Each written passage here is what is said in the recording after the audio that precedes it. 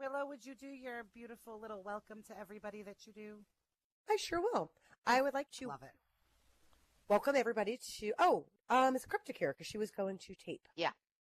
Okay, Cryptic, are you ready for me to start doing my blah blah blah?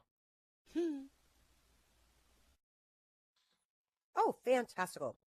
Okay, I would like to welcome everybody today to Unshackled and to our education library. We will be having a discussion tonight with Molly and with April. They will be facilitating it. I'm very excited to hear what they are going to be talking about. It is the art of listening, so I'm going to be listening really, really good. I want to just remind everybody that this library is set up for a place for us to share information, to share opinions, ideas, thoughts, to bridge understanding within our community. Sometimes we agree, sometimes we disagree. It's really okay because there's not just one way to do this, to live this life, to be who we are. We just have to do it respectfully. We do use a Q&C format, and the way that that works is if you have a question or a comment at any time, please go ahead and post either a Q for question or C for comment in local. When it is your turn, you can respond in voice. You can type it out if you would prefer that. If you're really shy, IM me. I'll put your question out there for you and keep you completely anonymous. The only bad question is the one that you don't ask, because that's the one that probably you really want to know, and you're probably not the only one that wants to know it. So don't be afraid to ask it. And on that note, I'm going to shut my yap, or I'm going to shut my pie hole, and I'm going to give the floor to Molly and to April. Thank y'all for coming tonight. She always says shut her pie hole. Okay, so tonight we're going to use a little something different. Just to spice things up a little bit, we have brought some visual aids because this discussion is going to continue on what Sir Rick started on Sunday, which, by the way, was a fabulous discussion, and Cryptic is taping our discussion. So if you've missed it, you will be able to access that as soon as they get that all sorted out. So there's that. This is my lovely discussion partner, April, and she has got some great information tonight. We're going to load our discussion. You can follow along via the presentation board. That is our new thing. Let's get her started.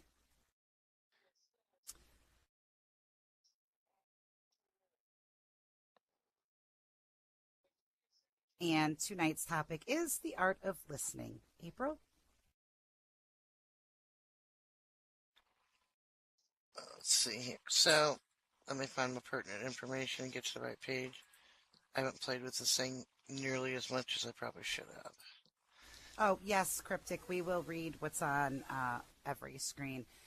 Our introduction slide here is just a cute quote that I found that I absolutely love. It says, "Nature gave us one tongue and two ears, so we could hear twice as much as we speak." And I'm not going to try to pronounce that philosopher's name. If anyone here knows it and can pronounce it, feel free. Okay, April, take it away. Okay. Is it, Alright, I'm going to read along. Some things may not be the same from what my note card is, but you get the basis idea. Some of these things were pretty interesting for even myself.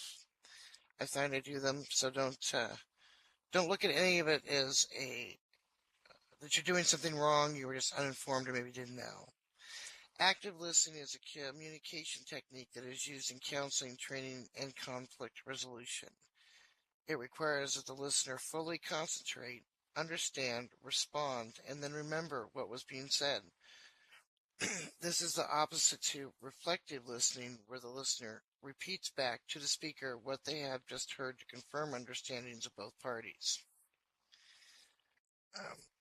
Some of those things, you would probably use in a job element more so than, or a very strict DOM element.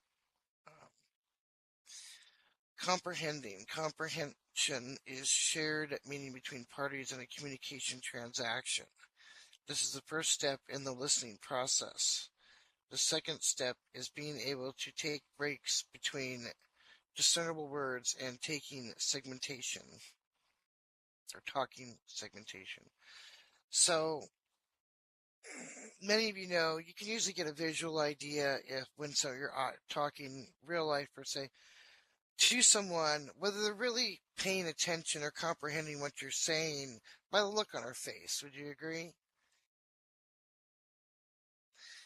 They could be rolling their eyes. They may be, staring deep into yours, actually listening.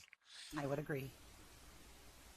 Okay. Now, retaining is the second step in the process. Memory is essential to the listening process because the information retained when a person is involved in the listening process is how meanings from words is created.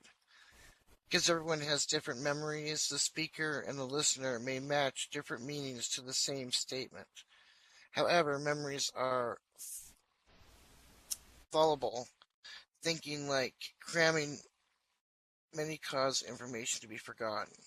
So, an example for me in that particular situation I just described would be dealing with someone who talks really fast. So you're not hearing everything they're saying because you're trying to, but you're going to miss a few words here and there and may have to ask them to repeat themselves. I myself know several people that talk really fast, and I'm constantly asking them to repeat what they said.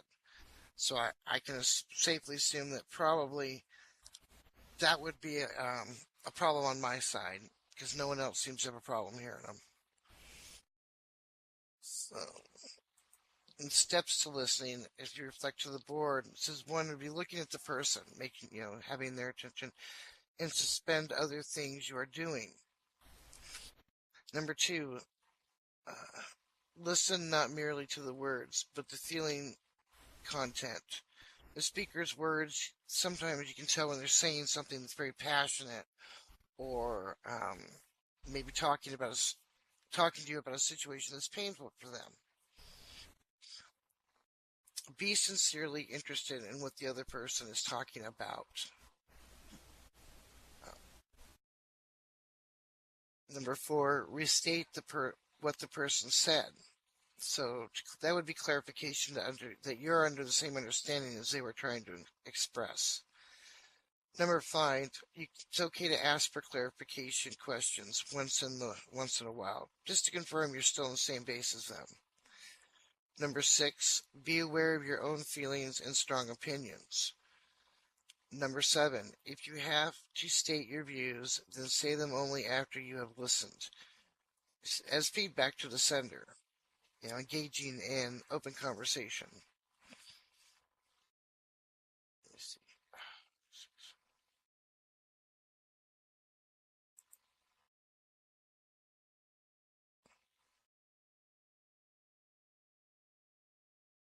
Let's lay it out to me on that to read. I can handle that for you. Okay.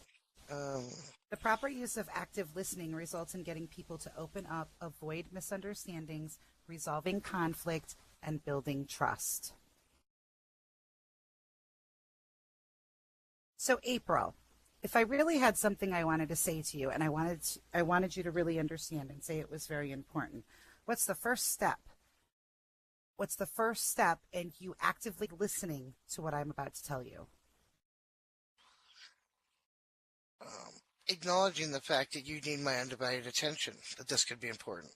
Exactly, undivided attention. How many here in this room have tried to have a conversation with someone but felt that they were maybe multitasking and maybe only hearing half of what you're saying?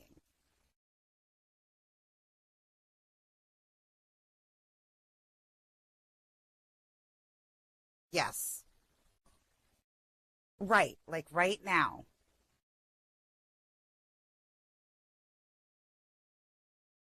Right, exactly, Cryptic. When there's no visual cues, it's really hard to hold a serious conversation.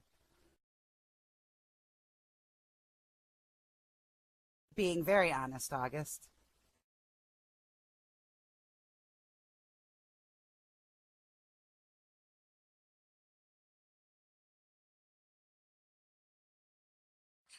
Is that thing changing for you, Molly? No. Want me to change it for you? Is it supposed to? Because I'm still on the steps of listening. Okay, I'm changing it. Just let it It's resin. changed just now. Comprehension is shared meaning between parties in a communication transaction. This is the first step in the listening process. The second step is being able to take breaks between discernible words or talking segmentation, which April already mentioned.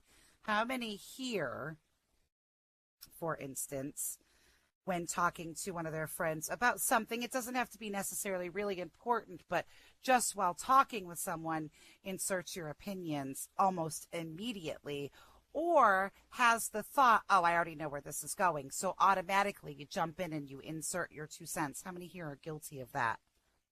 I know I am at times. Cryptic. Yeah, I am guilty of this. April is probably one of the only people I know who is not very guilty of this. She really, when she listens, she really listens. She waits till the end and then she offers an opinion, but she listens. You always get the sense that she's really listening to every word you say.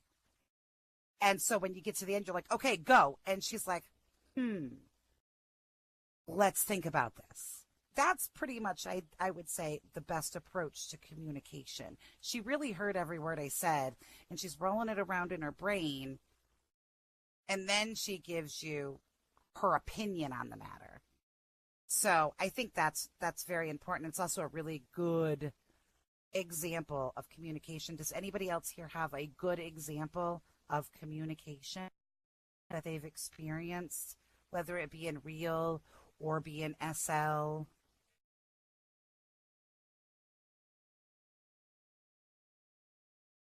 Don't make me hear crickets.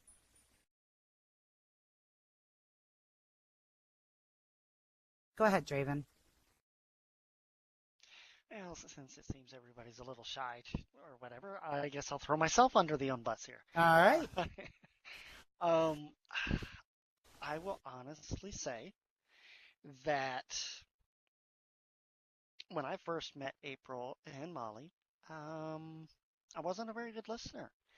I was the typical male, you know, I would let them talk, and then before they could even get, 3/4 of the way finished, I was replying.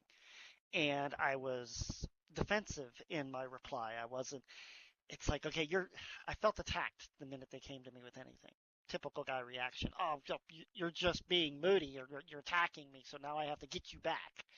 And it took time for me to really understand that there is an art to listening.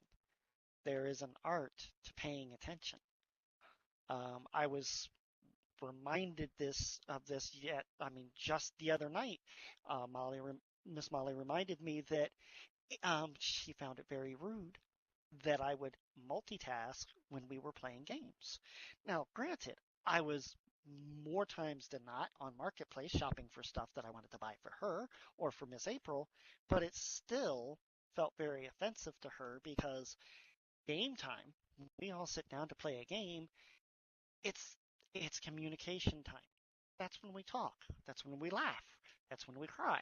And for me to be doing something else, like shopping, is rude. So some of literally the best communications, getting back to Miss Molly's question, some of the best listening that I've encountered is from them, learning how to listen through them showing me how to. And it has opened up a lot of doors for me personally, in real life and in SL.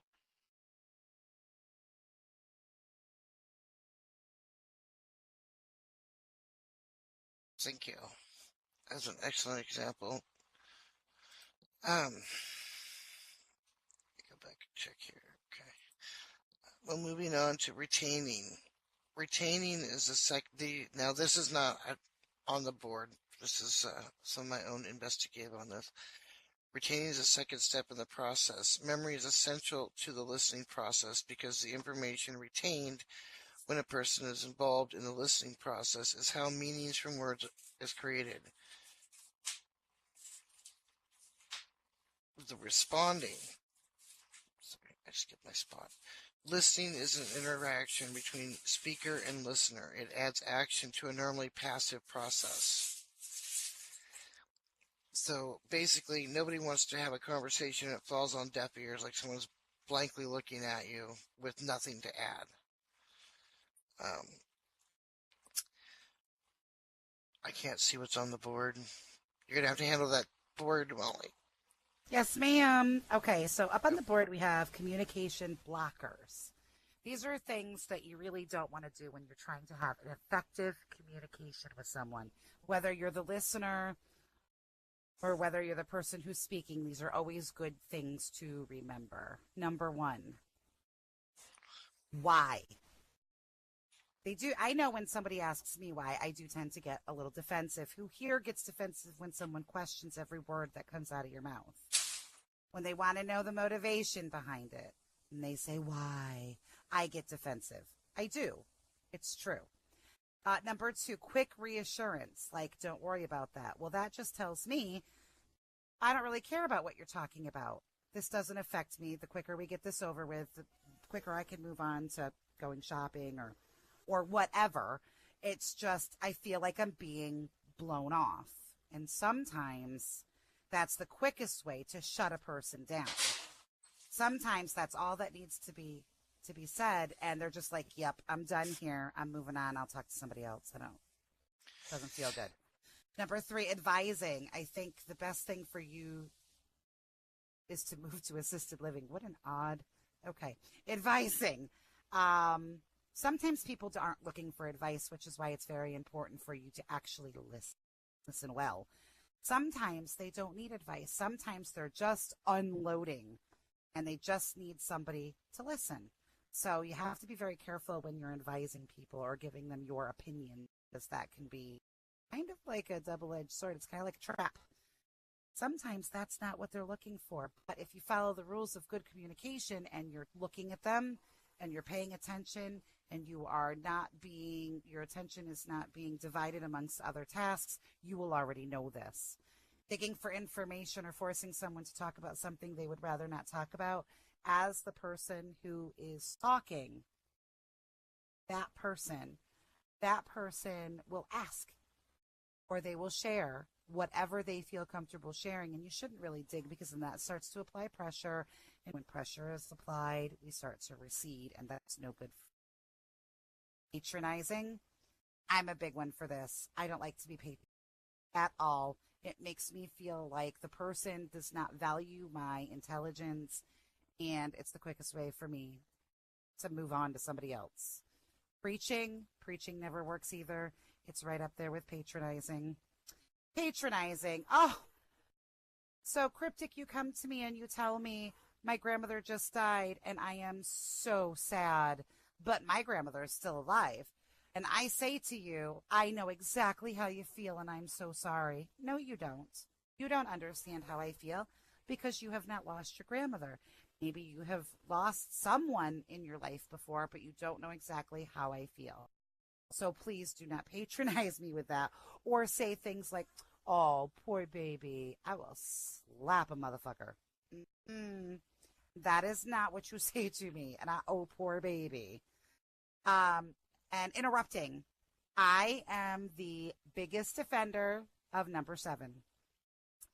If somebody is talking to me and I know where they're going, or I think I know where they're going, or at some place I've been and I have the answer, I will jump all over that conversation and I will walk all over them to get them to hear what I'm saying. And that is the exact wrong thing to do. The exact wrong thing to do. And I'm the biggest defender. I do it all the time. So when you're trying to have a productive communication with someone that you care about, here are some simple courtesies you can remember to use while in said conversation. And these are much like manners we learn in kindergarten. This should be a no-brainer. Excuse me, pardon me, one moment please. Let's talk about solutions, or may I suggest something? Does anyone here have any courtesies that they tend to use when they're using or when they're having a conversation with someone? Is there anything that you consider maybe a courtesy, or is there something you feel while involved in a communication is a definite roadblock, just stops you in your tracks, shuts you right down, maybe makes you angry, any of those things? Draven. Well, I had a comment about patronizing and all of that. One of the things that I know it annoys Miss Molly, and it really annoys me, is the cookie cutter replies. Well, you know, God will never give you anything you can't handle. Or this too shall pass. Okay, now you're giving me cookie cutter replies, and I know you're not really listening. You're just balling me into this big wad of, something with everyone else in the world. And as far as simple courtesies, a lot of the times when somebody is talking or uh, venting to me about a particularly bad day or something like that, um, when they're all done, I, just to be on the same page, sometimes I'll be very simple and blunt. I'll be like, um, did you want me to say anything? Are you looking for advice, or did you just need to rant? Because I'm fine with just listening if that's all you needed me to do is just listen and rant. But if you want to talk, if you want to engage about it, we can do that too. Sometimes people just need the word vomit about something. So, letting them do that and then waiting till they're done to find out if they want to talk about it or not is the best thing to do. And I'm done. Very good. Yeah, I agree. Knowing with what kind of intention that you're having a conversation with somebody is very important, because somebody may just want to vent, or they may be seriously looking for advice, and that's important. So yeah, knowing with what intent this conversation is taking place helps you to know what kind of listener you need to be. Cryptic has something to add. Cryptic?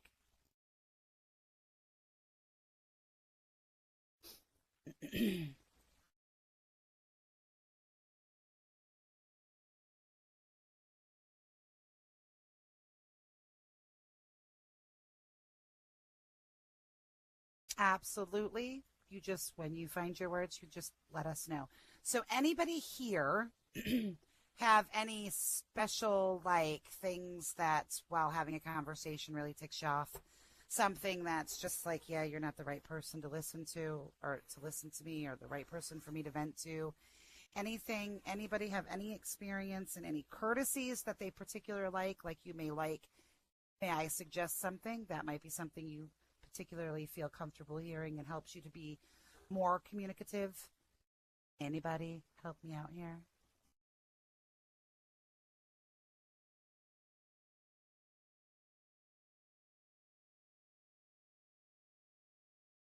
And Cryptic.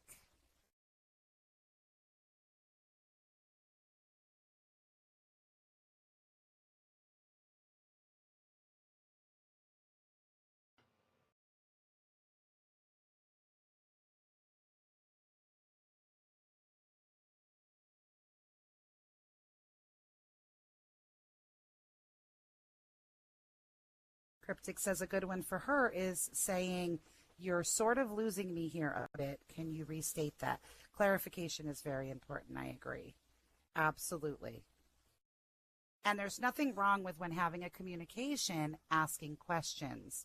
It's just important to remember that you don't want to dig too deep. Sometimes, saying, would it be okay if I ask a question? Or would you mind clarifying that? Just so that you maintain a level of comfort within that communication, because if it's something important, it's important to take their feelings into consideration and make sure that it is a safe environment and they feel comfortable sharing with you. Absolutely. Clarification is very important. Willow? I don't know that I necessarily have a blocker, but I'll tell you a story because it's related to it. Those of you who don't know me, I am a school teacher and I work with young kids. And one of the things we try to do with the children is teach them how to express themselves and actively listen. And one of the things that I've always instilled in my classrooms is, if I'm speaking to a student and I'm giving them my undivided attention, I like to get down low so I can look them in the eye so that we're eye to eye. And if another child needs something, with the exception of an emergency, I teach them to place their hand on my shoulder because I can feel it. I can still keep my eye focused on the child that I'm listening to. I can put up a finger to the other child, signaling that I'm hearing them while still maintaining that active listening. I mean, it's not completely active listening, but it's as active as you want to get because you want to facilitate kids to have these habits from a younger age. Because I think some of the problem with listening, as I'm listening to you guys talk, is we don't learn good habits when we're little. So we don't learn how to listen to each other because we're just not. So anyway, it's just a little bit, kind of pay it forward, but you made me think about that. So I'm going to continue to do that in my classrooms. And now I'm going to be quiet. I'm going to shut my pie hole. Thank you. Thank you, Willow. That's actually a really great technique. A really great technique. I, as a former school teacher, I always was a big proponent of, now this doesn't apply unless the person you're speaking to is very short, but I think it's very important to, if you're dealing with an adult, to keep eye contact, to let them know that you are focused solely on them. And if you're dealing with a child, I like to get down on their level so that I can be eye to eye with them so they know they have my full attention. I feel that that is very important. Letting somebody know that you have that they have your undivided attention is something that makes them feel safe and comfortable and will ultimately make the communication much more productive. So whether it be a child or an adult, eye contact, complete focus, and letting them know that you're right there is very, very important. I can't even stress that enough. Draven? It's funny because what I wanted to comment on falls right in line with getting on eye level with children and stuff. Well, for me, I have very poor hearing. I have significant hearing loss, and it is very frustrating to me. In real life, I'm going to go real life first. It's very frustrating to me in real life when somebody wants my attention, but they don't look at my face because sometimes the words get jumbled or they get mumbled and I can't hear them. So I have learned to interpret some words by reading lips. So I need you engaged with me face to face, especially if it's something important. If you're, if you're angry and you're upset or if it's just important, you have to give me the benefit of the face to face. You can't be worried about other things, looking at other things. I'm not going to be able to understand you, especially if you're off to my left side, my right side. My right side, I'm almost completely deaf in. So if you're off to my right side and you're trying to talk to me about something, I'm not going to hear you. And in SL, I know Miss Molly and Miss April and Miss Maddie get so frustrated with me because I'm constantly going, could you say that again? Could you repeat that maybe a little slower? Because I don't have the benefit of seeing the face. So sometimes I don't catch all the words and the words get mixed up, especially if there's more than 2 or 3 people talking. You get me into a situation where 3 or 4 people talking all at once and I give up because I just can't keep up. So that's something, to take into consideration when you are talking to somebody. Do they have, for lack of a better term, a disability in regards to hearing? And I'm done.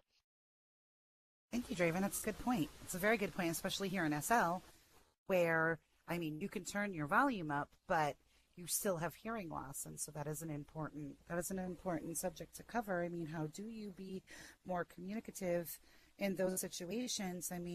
Text is difficult because you write things, you type things out in SL with one intention, but another person reads it with their own inflection and their own emotions on your words, and it gets taken wrong.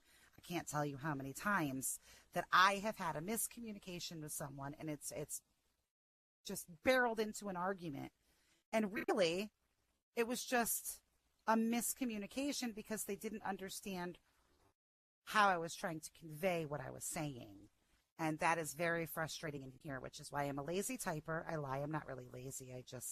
I much prefer voice because I can hear emotion. And that sometimes makes all the difference. Cryptic?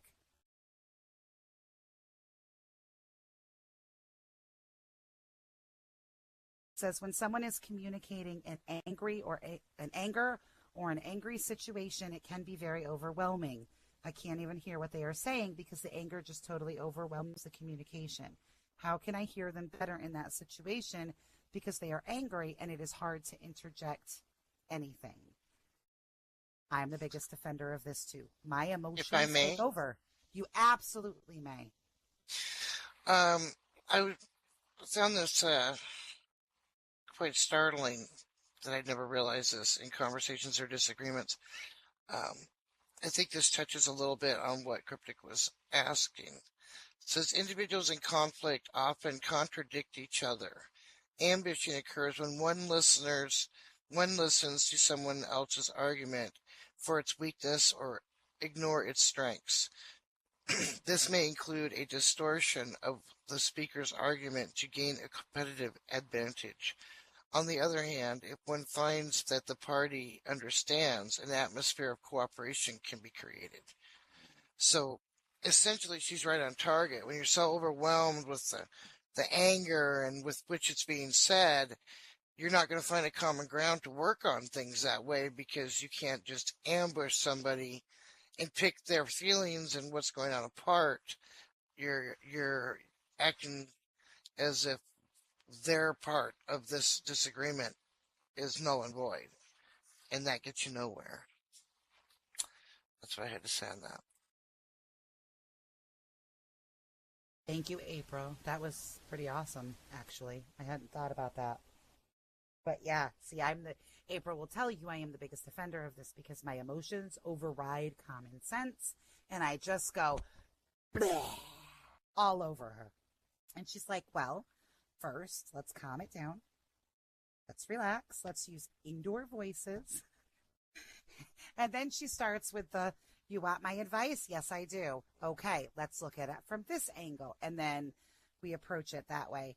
I think we do have very good communication skills, but even at times with good communication skills, there are still those moments where we just kind of go, blah, because emotions overwhelm. Draven?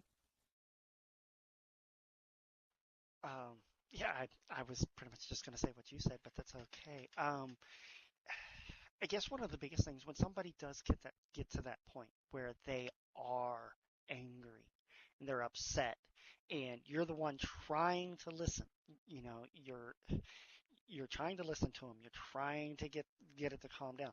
The biggest thing is you have to be the leader then of that conversation by staying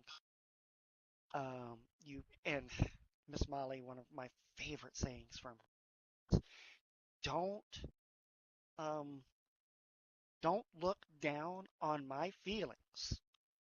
Don't patronize my feelings. Even if they're irrational, they are still my feelings and therefore they are valid. And that's the biggest thing. When somebody's angry and you're sitting there going, Jesus Christ, what are you, stupid? None of this is making sense. You're flying off the rails here. That's your perception, but in that exact moment, everything they are saying to you is valid because it's how they feel. You have to acknowledge whether it's rational, irrational, it's how they feel, and therefore it makes it valid. So if you can stay calm and then return with, okay, I understand. I acknowledge how you're feeling. I get it. And stay calm. And but a lot of us, we're all guilty of it. Somebody starts screaming and yelling. What do? We put up the barriers, we put on the gloves, and we go, all right, you're coming at me, I'm going to come at you. I'm super guilty of that. Somebody starts yelling at me, I'm like, okay, that's it. Let's go. But that doesn't solve anything. Somebody has to take the moment and pause and stay calm and help de-escalate the situation so that you can get into the conversation. And for the art of listening to understand rather than listening to reply comes into being necessary. Thank you, Draven. Honey Pie, did you have a comment? The floor is yours.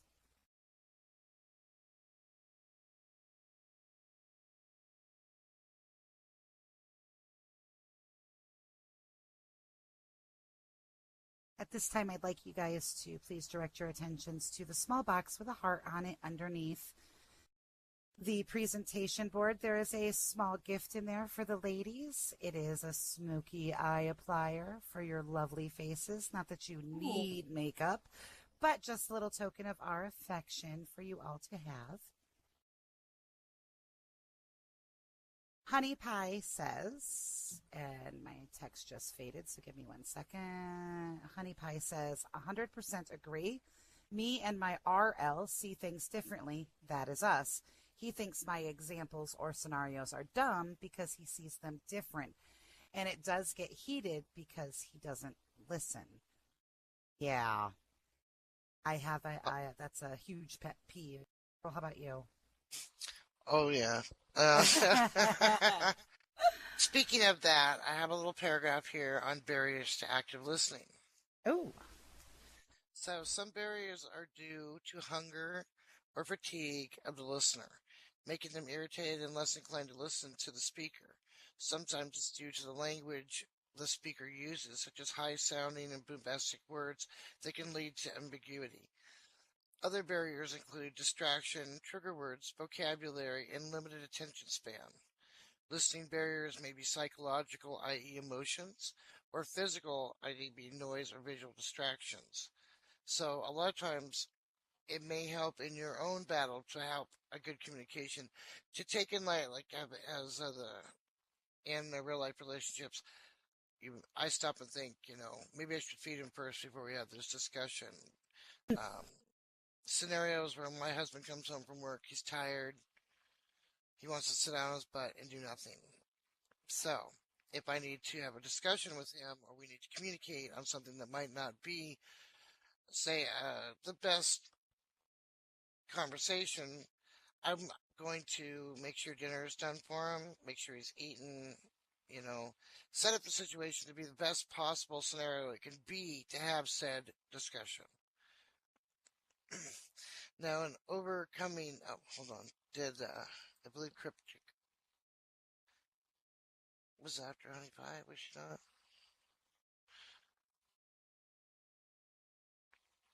not? Sage.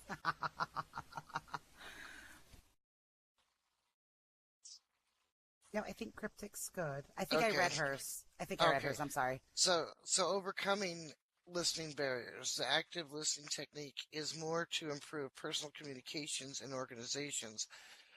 Listeners put aside their own emotions and ask questions and paraphrase what the speaker says to clarify and gain a better understanding of what the speaker intends to say. Judging or arguing prematurely is a result of holding on to strict personal opinion. This hinders the ability to be able to listen closely to what is being said. Eye contact and appropriate body language are seen as important components to active listening. The stress and intonation may also keep them active and away from distractions. That's really good advice. Super good advice. Cryptic says you don't have to kiss ass, but plan for the best receptive situation for the communication, because the goal is the communication, which is excellent, excellent advice. We are past the halfway mark, and yes, Wild Cherry said, it is hard though. I don't feel like you should have to kiss ass to be heard. And that is what Cryptic was replying to. And I absolutely agree. Being in a relationship, we both have to be willing to communicate despite how we feel. That's the emotions part. I'd like to do an exercise, because we've learned a lot of information about listening. We have learned a lot. I'm going to let you, Draven, ask your question first, and then I'm going to ask for a volunteer. All right, so I've been sitting here and I have noticed that the women have been doing an awful lot of talking, awful lot of communicating, and an awful lot of listening. But I have noticed, yeah, fellas, I'm gonna call you out because I'm a guy and I can do that. Guys, why so quiet? Why are you not, voicing? I mean, this is what we're here for. We're here to listen and learn. And so, are there any questions, comments that you guys have that, maybe you're just a little too um, not wanting to put out there? Or because, I mean, I'm just curious because, I'd like to know what my fellow men would, have to say about all this. You got everybody up in arms. Sir Carr, the floor is yours. Thank you. Sure, I'll put my 2 cents in, why not? But don't get mad at me, please. But personally, look, about this listening thing, you ladies all have old mans. You know the story. Fucking, they hear what you're saying, they just don't care. All right, it's how it is. It's like I got it, and I'm gonna do it this way, no matter what. But to be honest with you, the best way to shine the light on a bad problem is to set out examples that he's done fucked up before. Like, I can put it with my heart attack and stuff. People were begging me to do this and do that. I tried to listen, but it wasn't coming through, and it wasn't until it happened when I realized all these people were right. And I was like, I fucked up and I should have listened. And it's like, I even heard it, but the bell didn't go off in my head. It's something we all have, and it's admittedly true. We just don't care. It's like you're on a different channel than somebody else, but, if you're in a relationship, you're trying to get the point across, you can set examples like that, and it will fucking ring true. Always. I'm done. Thank you for that, Carr. It's pretty insightful, and it's very true. We all have those bells in our head that they either go off or they don't. And so it's important to recognize someone who is not capable of listening or just doesn't care to listen. It is important because you're just wasting time, energy, and breath. And you need to move on from that. Reuven, I'm sorry, I hope I did not completely obliterate your name. Has a comment. The floor is yours.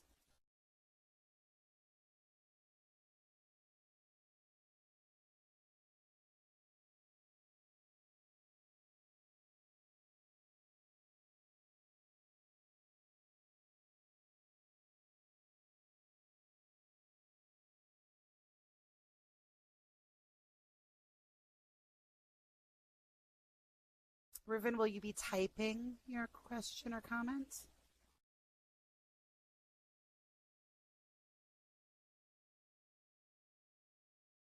Okay. He is typing. So I'm going to let y'all in on a little secret here while he's typing. Take your time. We're going to do a little listening exercise. This has turned into more of a class on listening than a discussion, but that's all good because learning is growing and growing makes us better. And we never stop learning, and it is very, very important. It's the ultimate of importance. Sage.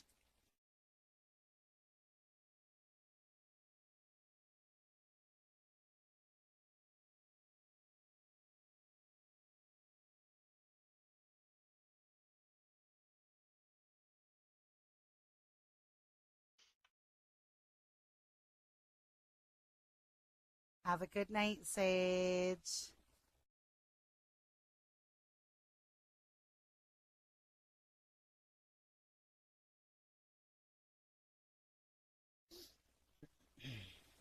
Oh, I thought you meant you were leaving. What, you're not going to be my volunteer? That's just mean. And here I thought we had love. So am I most of the time. Who's going to do it? August is going to do it? Yeah. Awesome. I'm going to pick on August and April, and I need, I'd like a guy. I'm going to film it. All right.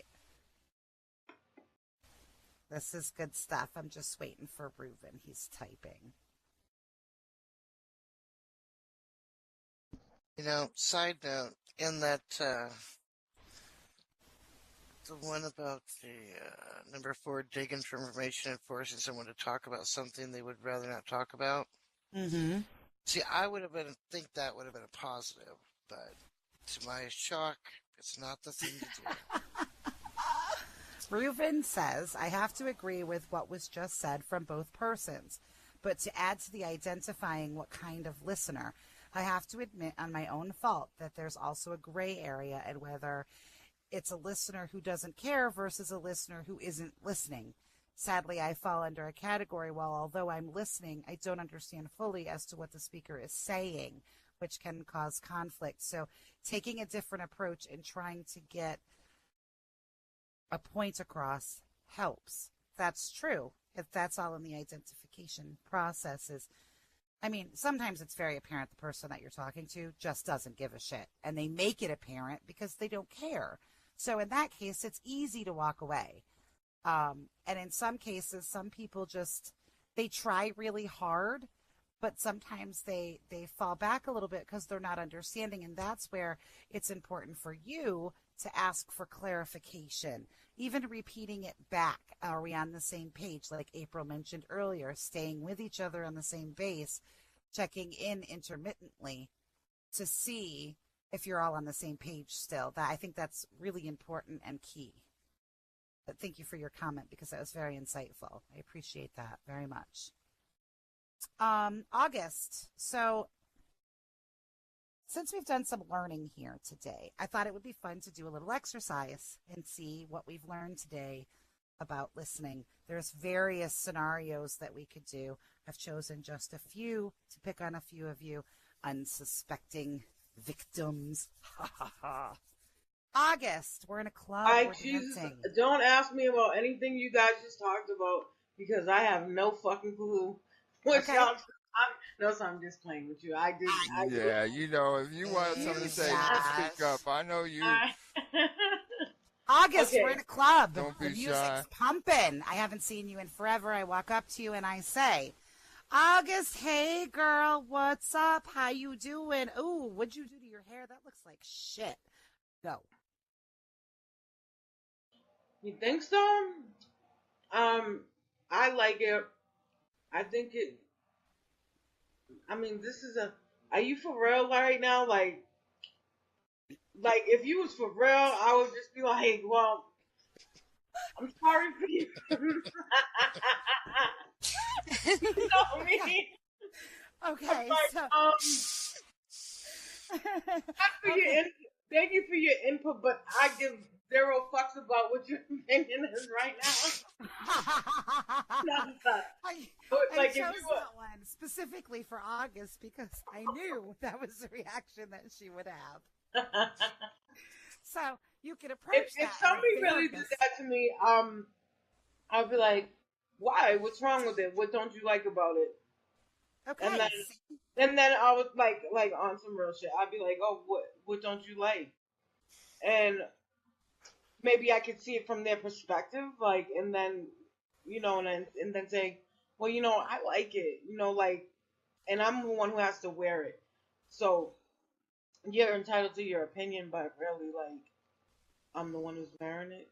Right. So don't go get your hair did like this time, girl. Right. So, okay, so there's various ways you can approach it, but first I was really, really rude. And I did what they like to call the sneak attack. I first started with a compliment, went right to the insult. And it kind of sets people back a bit. So, like, some people don't know how to deal with that situation. And the first thing is you need to call the person out on being rude because that's not cool. You're not anyone's personal punching bag, first off.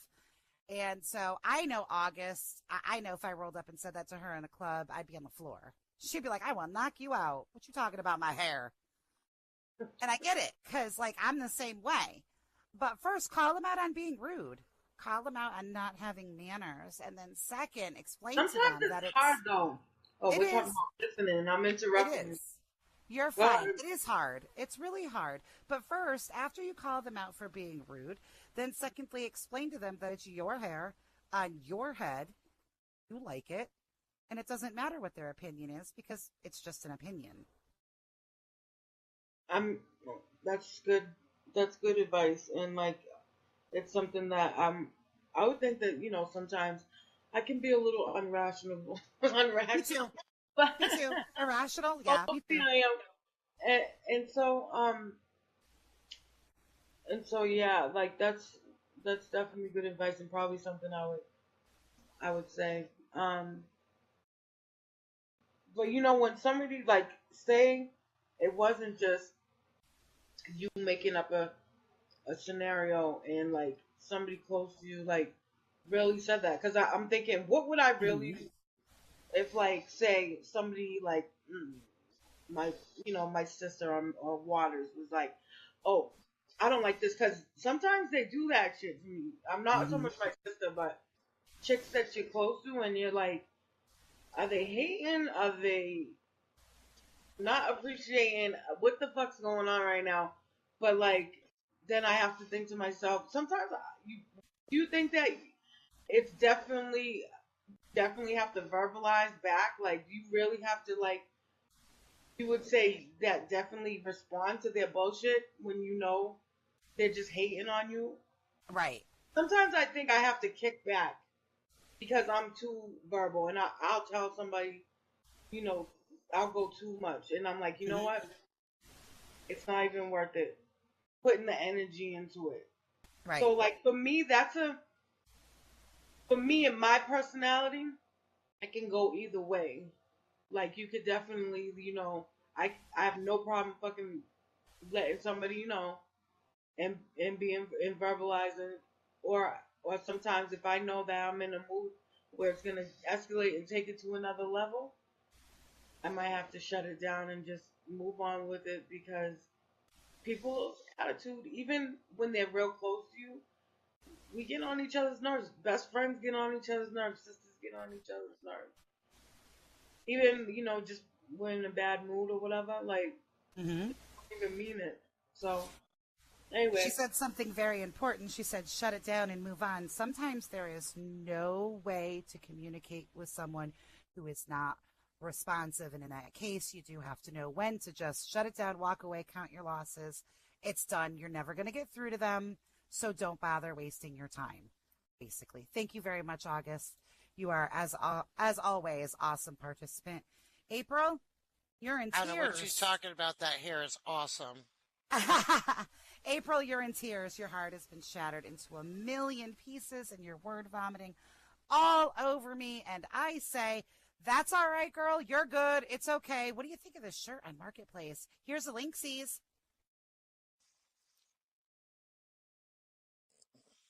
Go. Well, you got to feed me more. I mean, are you not Molly or? That's not nice. But anyways, I totally just told you not to worry about it. It's all right, girl. You're good. Let's go shopping. How do you respond?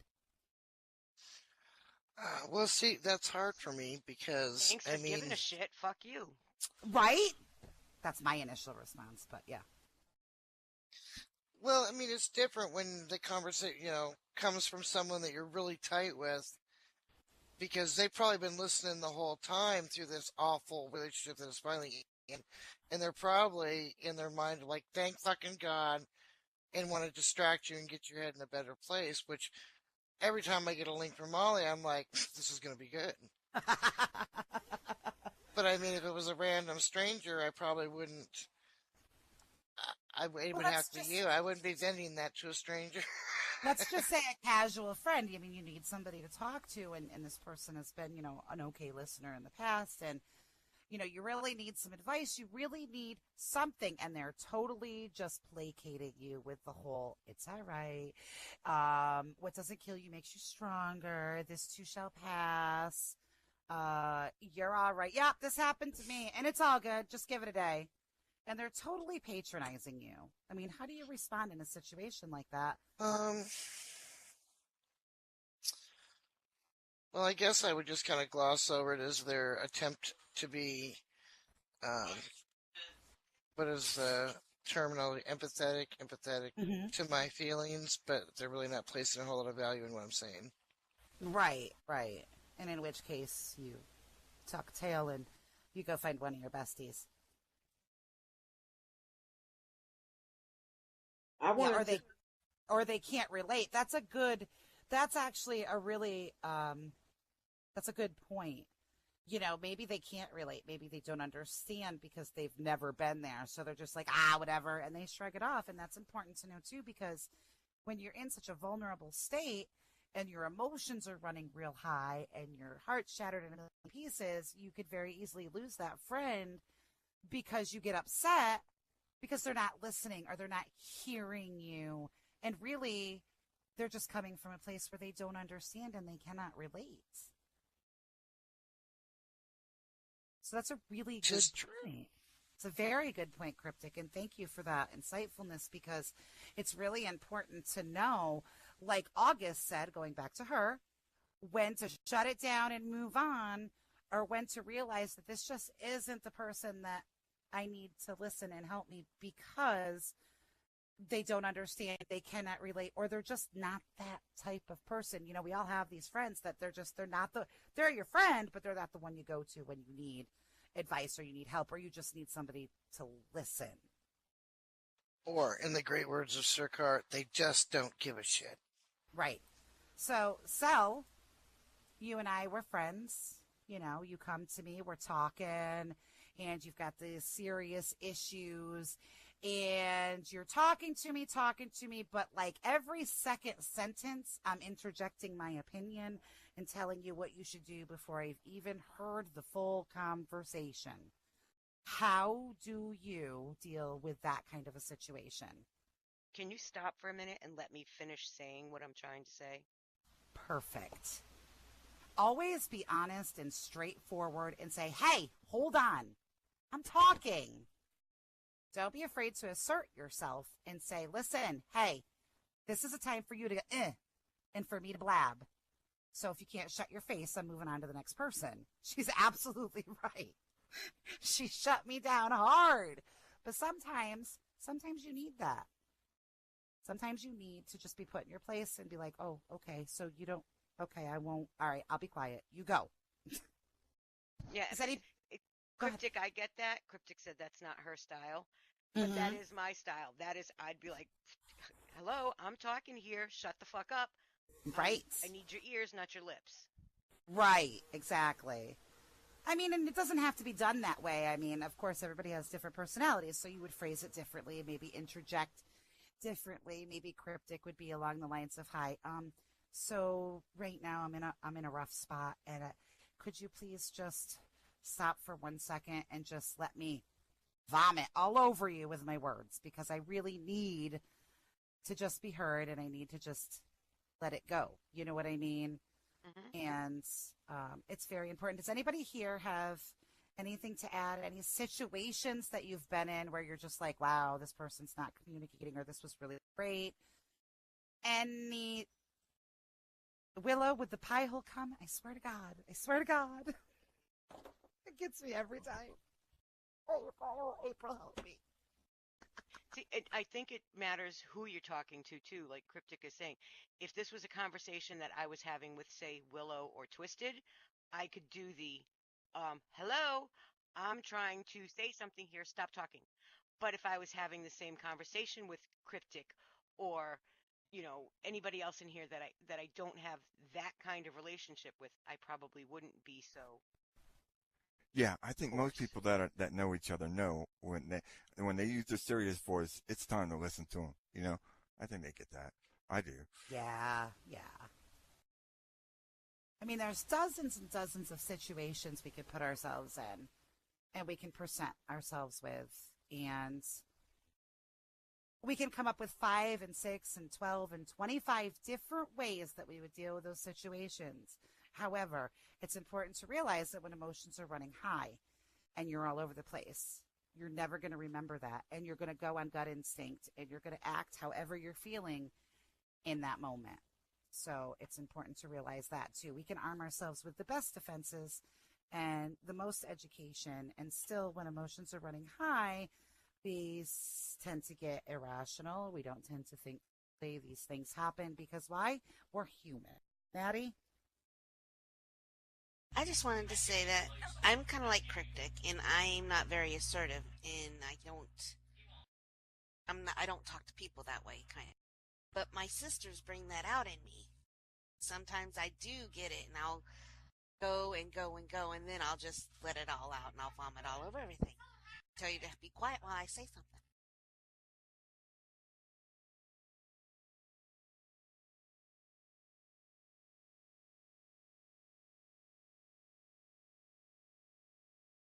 Well, sometimes when people respond like that, I consider them immediately an asshat, not assertive. But then again, it just depends on who you're talking to. You know what I mean? So, April? Hours up. Been fun. Thank y'all.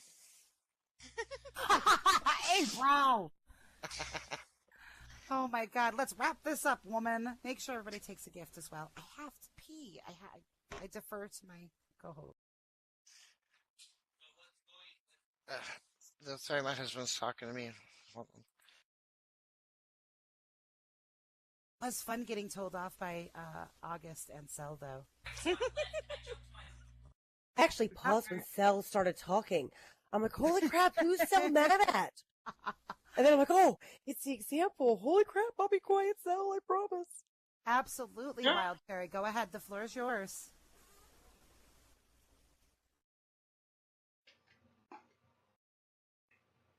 Wild Cherry asks, what do you do when you are having an argument with someone, friend or lover, and they say let it go, but you have trouble doing so because it will sit on your chest and rev up your anxiety? You're probably not going to like my answer to this question because I tend to be very blunt and unfiltered.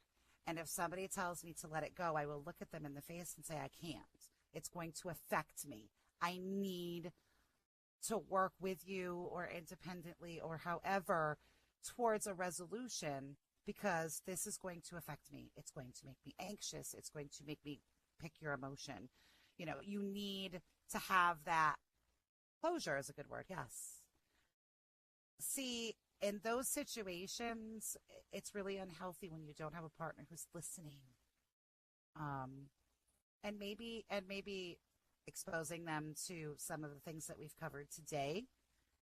Maybe reading up on it, maybe presenting the information, bring them to a discussion. I mean, there's several ways to approach that. And if anybody here has any advice for Wild Cherry, I would encourage you to give it to her because everybody has their own perspective. And mine is I'm just very upfront and bold and unfiltered. And I'm like, you need to help me resolve this. I need closure. And maybe we can do this tomorrow. Maybe we could do it over the weekend. But you got to give me something that, like, I'm going to eventually resolve this.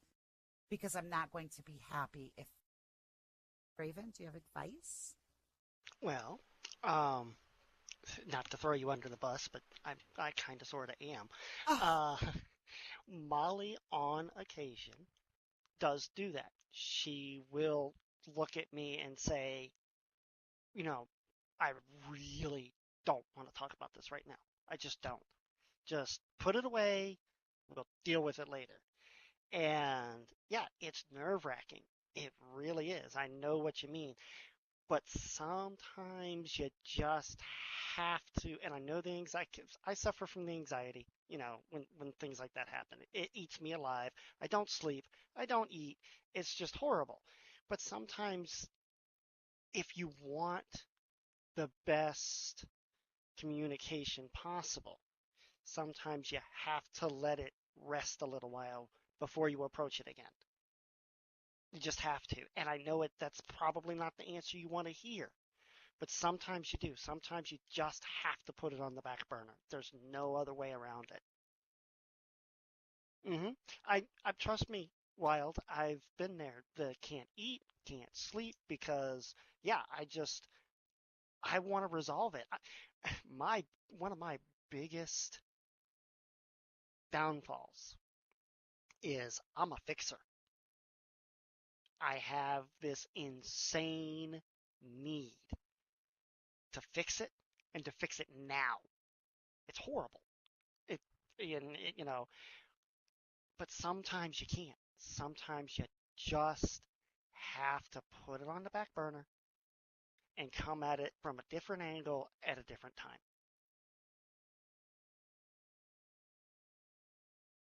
Thank you, Draven. In closing, we all have moments when we're excellent listeners. We have moments when listening can be difficult because we're human. It's just important to always remember that when it comes to the people you care about, it boils down to respect, consideration, and emotion. You always want to be considerate of the people you love, respectful of the people that you love, and aware that you love these people and that they may need you, and they may need you to just listen. It's important. Peace, love, applesauce. We are done. Thank you all for coming. Make sure you grab your gifts. We appreciate that you come listen to us babble for an hour. And No, you guys is really good. Thank you so we hope much. to see you guys